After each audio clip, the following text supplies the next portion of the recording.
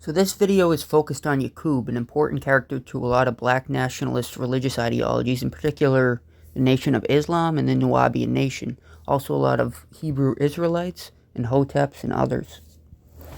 The idea originally came from Wallace Fard Muhammad, most likely. He's the founder of the Nation of Islam, but he was originally, before that, he was part of the Moorish Science Temple, and they had the idea of the doctrine of Yacobites, which has some similarities.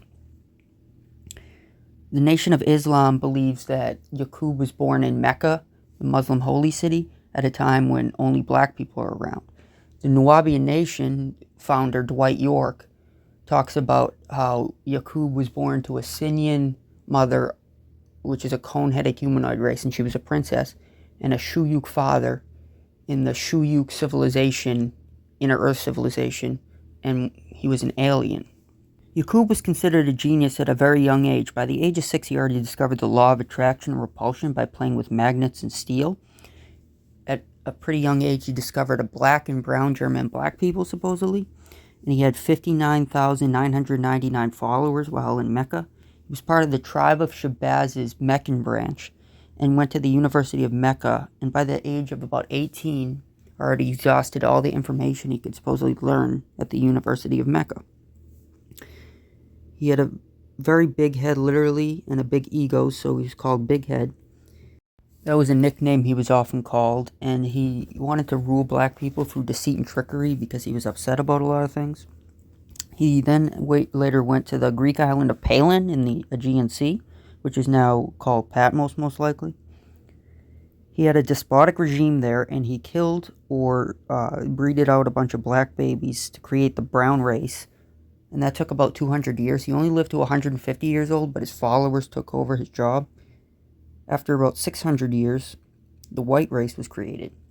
According to some, like Malcolm X in his autobiography, the red, yellow, and brown races, as he called them, are all Yakubians as well, but he also said that Asian people are part of the black race, and that they all go back to the Moors. They're all connected to the Moors. Eventually, white people moved back to Mecca from Palin, but they were being so troublesome that they were exiled to Europe, and they lived like cave people and barbarians for a while. Then Moses went to go teach white people to wear clothes and do other basic things, but Moses ended up getting very upset with how troublesome white people were being, so he ended up blowing up 300 white people with dynamite. Eventually, white people learned Tricknology, which is a mixture of like deceit and trickery, and also the belief that white people have less empathy and emotions. And somehow, even though black people were supposedly at that time super advanced, like millions of times more advanced than the white people were as cave people and barbarians, they were able to overpower the black people and cause black people to like move to Africa and so forth and live basically as like how the white people were living at that time before they took over.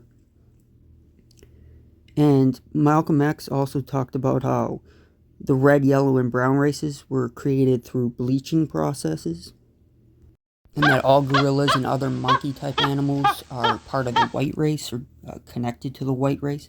There's some connections between Yakub and the biblical Jacob, but obviously there's more differences than connections with that.